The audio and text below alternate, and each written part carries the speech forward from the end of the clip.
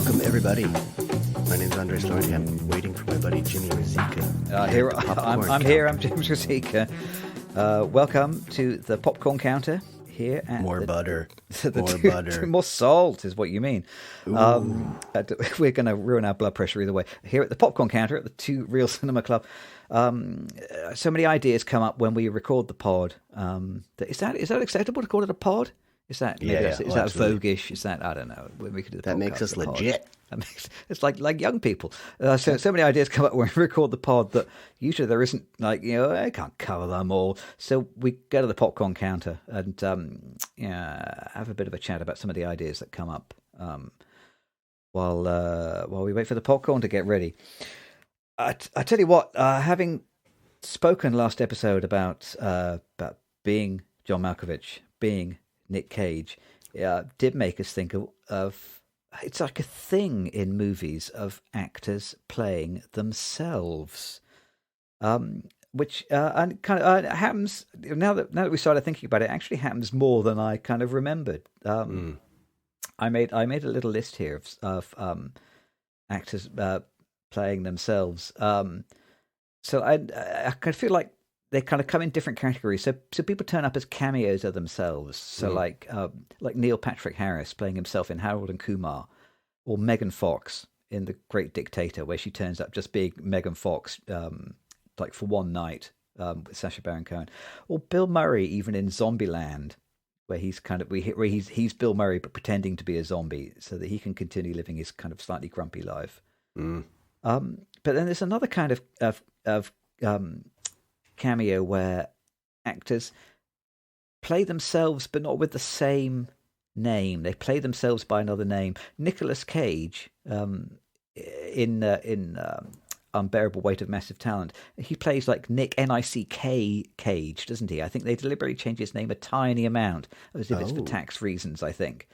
Or like Schwarzenegger in Last Action Hero. It's like plays himself, but it's kind of, he's playing like his screen persona self by a different name, or like any movie that Dwayne Johnson is in, where he's basically he plays The Rock in like every movie, but he has a different name, but basically it's him again, isn't it? Yeah, and Nick Cage we just watched that and talked about that film. He sort of plays two versions of himself. Oh, yes, yeah. Plays almost the caricature that was made of him in films like Wild at Heart, and Adaptation, where he's playing the brothers Kaufman, I guess. And then allegedly his real self as the lead in this film. So that happens too, where actors and actresses are sort of playing just earlier incarnations of themselves or characters that they played and just sort of reviving them. Not unlike someone would do if they were in a series of like the Bourne films or the Marvel films, or sort of playing the same character again and again. Tell you who is the queen of this, actually. I only figured out when I started writing them down. Is Julia Roberts. Yeah. Who was who was the world's greatest film star in the 1990s. Absolutely everywhere, and loved playing herself. So Julia Roberts effectively played herself in Notting Hill, albeit with a different name, but she played the world's most famous actress, trying to get her head down and stay out of trouble in Notting Hill. Yeah, that's right. And then she was in The Player, the Robert Altman picture, kind of playing herself, but making a film with Bruce Willis. Because at the time, I remember the critics saying that if Robert Altman had just made the film within the film, that is Bruce Willis and Julia Roberts, he would have made an awful lot more money. Yeah. And then, and I remember then she's in Ocean's 12, where they have this kind of ludicrous conceit where they have the character played by Julia Roberts, and they decide, clever way to help this heist is if you pretend to be the film star Julia Roberts because you look just like her. Oh, no, I don't. Yes, you do. Yeah. And then so she plays her own lookalike, and then Bruce Willis turns up in this as himself, as Bruce Willis, and Julia Roberts has to phone herself. So Julia Roberts, the character actor, has to phone up Julia Roberts, the real person, in order to prove that she is like the real Julia Roberts. It's utterly mad. So Julia Roberts just loved playing herself, did it again and again and again. Yeah. I just thought of I think one of my favorite moments, because for a completely different reason, is Sunset Boulevard, because Cecil B. DeMille plays himself. Hedda Hopper plays herself. Buster Keaton. There's this one card scene where, God, it's Buster Keaton, and they're just these like worn out old Hollywood faces because like the industry has moved beyond them, but they're all still in this one film, and this is 1950, I think. And Erich von Stroheim was a pretty well known director in like the early, I think, The Silence and the earlier films. He plays the butler for the Norma Desmond character. So it's interesting because there's nothing like nothing famous, nothing elegant about being their old selves, but they're playing their old selves in that film, which is a completely different take on it. And that's at the time that would have been a lot of talent, on set, and all these people who were considered heroes at one time, but not quite the presences they were by that point. That probably has a lot less impact these days, doesn't it? Because these faces are not the famous faces that they were at the time. And I guess it'll be the same. I guess if future generations watch Ocean's 12, which I hope they won't, because Ocean's 12 is a pretty terrible film. But the fun of Julia Roberts playing a character who looks a bit like the film star Julia Roberts will be largely lost on people who haven't seen all of Julia Roberts' films. Sure. And then we should think about plastic surgery too.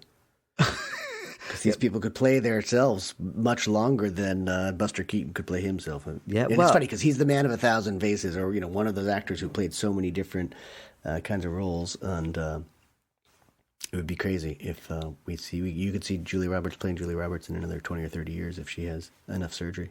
But I suppose the other thing is people will have electronic surgery now, won't they? Though that now you can use it's like you can deep fake yourself to look 30 years younger. Oh wow. I wonder whether we are about to run out of new film stars, that we're just going to continue to recycle the old ones. There'll be people playing the underlying bone structure, but like the deep fake face that we all watch it'll be Julia Roberts, from now until forever now. Yeah. It's just, we can... Oh, goodness. That could be the future. It's a little bit like, Bob Dylan selling the rights to his music. It's like you get towards the end of your career and you think, I'm getting into the twilight now. I'm going to sell the rights to my back catalogue now while I can. So maybe Julia Roberts needs to just sell the rights to use her likeness in perpetuity, cash in now for all the films that she can continue to star in for the next 50 years by having somebody deep fake her face onto a younger actress. Yeah. And then I do wonder who profits from the future stuff. Like with Dylan still writes songs, as far as I know. So does that mean that his current songs, his future songs, are also part of that catalog? And would Julia Roberts' estate just continue to make money? You'd start seeing Julia Roberts in every film. If she dies and then her children say, "Oh, we want to make money off mommy," we're going to have her do another 15 films this year, and we just have to sell her likeness, and they can superimpose her face on someone else's body. I bet that's going to be very doable, I bet it really is. Someone will do it as a film. I think someone will probably explore that. Could be Charlie Kaufman, we just discovered. That's kind of right up his alley. There's this interesting idea that the Nick Cage film explores a little bit, which is about the idea between what is the difference between a movie star and an actor? Mm-hmm. I'm guessing that most actors like to think of themselves as actors, but I think most people who queue up at the Odeon and want to buy their tickets want to see movie stars. Yeah. There's a real difference, but I think the greatest movie stars, largely play themselves, in every film. Actually, when you see a Sean Connery film, you're not going to watch him pretend to be somebody else. Oh, I loved it when Sean Connery portrayed this guy or that guy. No, we're just going to go and spend 2 hours with Sean Connery. Yeah. And this is largely how Julia Roberts made her career, wasn't it? It's actually that the films that were hits for her were the ones where she was that smiley woman with the big hair and the teeth. Mm-hmm. Famously, she was in Mary Riley, wasn't she? Where it was a kind of a gothic horror film, and she was a much more dour character who didn't smile, and the film didn't make money because people don't want to spend time with that Julia Roberts. They want to spend time with the hair and the smile. Yeah, and so I think cleverly she realised that that's what people want, so that's what I should give them. Yeah, well, then that just leads me perfectly to that intersection that I want to talk about, where actors are generally hired on or thought of for what presence they bring. It might not be that they're the best actor, but are they bringing that person again and again? And I think so many actors, that's what they do. They just bring Julia Roberts time and time again. I think she's sort of in her career tried to do a lot of different things, but I don't think her range is tremendous. She's she's a lovable person. That's why she gets all those parts, and she does well in movies, and she sells movies. And for me, the biggest example is John Wayne, who I just detested. I would skip over any film possible. The little black and white westerns where he's killing Indians. I hated him. But at film school, I was sort of invited to look at him anew, and I realized the presence. It's not about his acting. It's not about the parts. It's just that he brings that John Wayne presence again and again. So he's not actually. I would argue that he's playing John Wayne in every film. He is. He's never Absolutely. not John Wayne. I mean, to the point where when he does The Quiet Man, it feels like a totally different film. That's not a John Wayne film, you know? So it's right on the line of typecasting and becoming a caricature of yourself, but it's just the idea that you bring a certain presence. There are definitely some actors who can just do anything, any part, and I really revel in their talent, but most actors, I think, are just bringing themselves to most films to begin with. It's range. I think we hate range, don't we? I think as a movie-going audience, we don't want range. We want the same person. Oh man, do you remember Stagecoach? Have you seen Stagecoach? Yes. Well, we watched it together at school. I love that film. Yeah. Just that first moment when John Wayne appears on screen and the camera kind of like pans down to his feet and then up to his face, and you get the full, just the sheer physical presence of this enormous man. Absolutely. The reason we love to watch John Wayne. The reason we're able to forget his abject racism is because we revel in the charisma and the physical presence and the ability of the man to transmit his personality through the lens of the camera. Yeah, that's what we want. We don't want range. Mimetic acting is overrated. What we want is, I think, this is what makes someone a movie star, isn't it? That you are a proxy friend to the world, or there you go. Proxy girlfriend, proxy lover, but you are like you're our kind of proxy friend through the screen. I think and that's who we want to spend time with, rather than necessarily somebody who's different in every film. You go see a Bogart film, and you want to see Humphrey Bogart be Humphrey Bogart, and that's what you paid your money for. Yeah, and you're comfortable when you're doing it. That's the other thing. Is that just the audience is immediately comfortable. You know what you're going to get. So that when actors do take things that are way outside their range, you get uncomfortable. I think, what you were referring to, like this unpredictability that we feel uncomfortable with, that's not there if you know that the actor is going to bring exactly what that actor brings every time. The problem when you're a writer then is that if you're generally writing for performers who don't have range, you're limiting your market for your screenplays, aren't you? Because I wrote a script with Ben Stiller in mind a few years ago, which is a kind of like a spy comedy, and I realised after writing it that the producer who kind of put an option on it kind of said, "Oh, I was thinking maybe I'll try and show it to Dwayne Johnson." I was thinking, it's really not about Dwayne Johnson. And it was going to be really hard to translate the film into being a spy comedy for him, because he's a very different performer. So, it's a challenge for the writer. For sure, and I think writers generally, I always sort of envision what actor would do it, or who would pull off the character the best.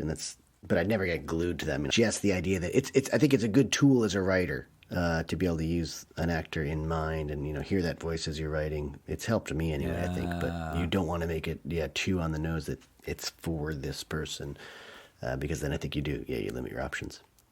Yeah, there's real skill, isn't there, in writing it for a particular performer without making it obvious that you're writing it for a particular performer. Mm-hmm. Yeah, that's a test. But then again, if someone reads it and says, "Oh my God, I see Ben Stiller in that part," then you've done your job, right? And that sometimes does happen. It means that you're letting the producer kind of feel clever. Yeah. Which is that's one of the greatest gifts a screenwriter can give anyone, isn't it? If you make the audience feel clever, then that's a win-win. Yeah. Okay, I think the popcorn is ready. Not only is it ready, it's floating in butter. It's beautiful. Perfect. Not enough salt. No, you've done it wrong. Okay. Well, this has been the Popcorn Counter. Interesting. I'm gonna watch out for other films where actors play themselves. I think that's worth a whole chapter in a book. I'm gonna watch out for that. Okay, good. I've enjoyed this. Get ready. All right. We'll see you for a full-length episode next time. Sounds perfect. See you then.